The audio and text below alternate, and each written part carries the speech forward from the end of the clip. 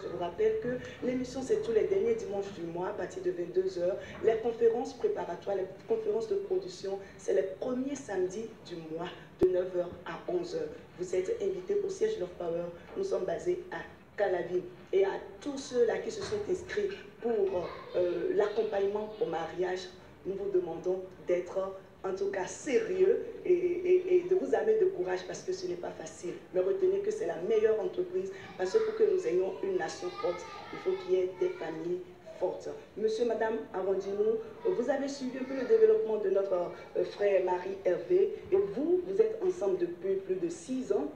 Vous avez suivi l'étape des fiançailles. Comment est-ce que vous avez eu l'envie quand même de cheminer ensemble avant le mariage? Merci beaucoup, Madame Seke, et je vous remercie pour l'honneur que vous nous faites de nous inviter sur ce plateau. C'est une longue histoire. Et vous allez la résumer. Voilà. Allez-y.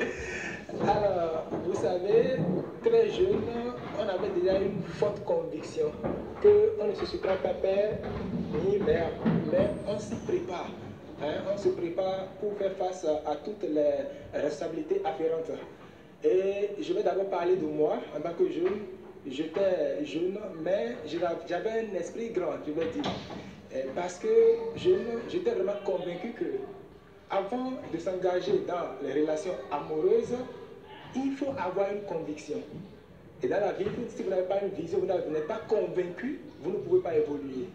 Alors, dans cette recherche de celle qui sera la mère de mes enfants, j'ai mis des années non seulement à conseiller des jeunes, à les inviter à un modèle à suivre, à un mode de vie exemplaire à suivre, mais je m'attelais moi-même à vivre cet idéal-là. Alors, et ça fait que dans mes recherches, dans mon apostolat, je suis tombé un jour sur une fille. Je lui ai fait la cour et elle a accepté, mais au bout d'1 an. Alors, au bout de 7 ans de cheminement, avant même qu'on commence les cheminements, on s'était mis d'accord qu'on n'allait pas se connaître sexuellement. Et c'est ce qu'on a fait au bout de 7 ans.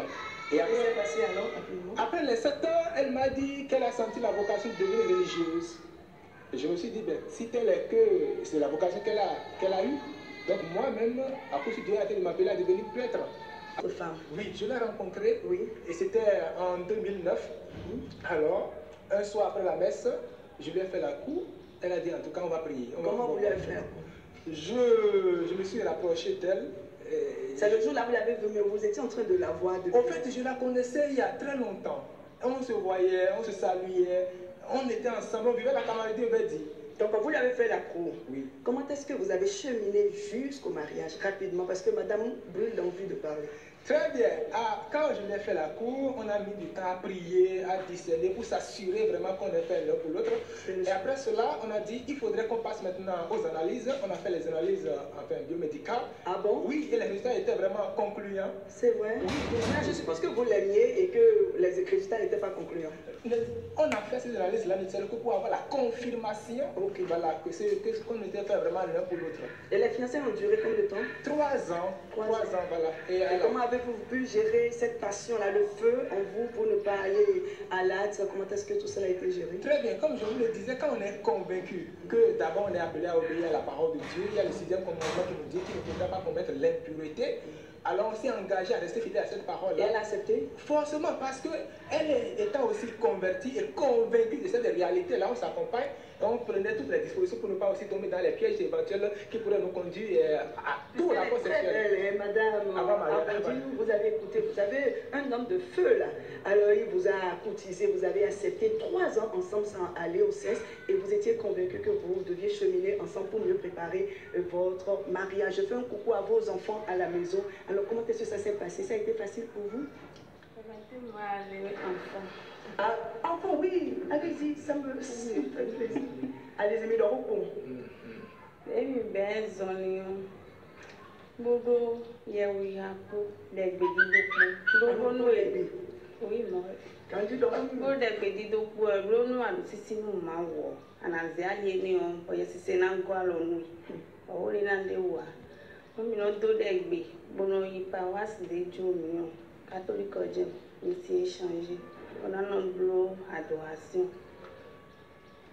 bon ne aba tu no je ke me no we ma o yi gbe na tan we yi gbe o mi lo ko ya ton lo fiancé lo yi mi ko wi alo wa bon ne mi kan no ko kaka ko ya ton ni o nyon de le no do ya ni ya esun le no do ya no we ya ni mi don mi bo do no vi mi to le mi pon e don de gbe après de gbe ro ne mi plo bon lo de gbe me o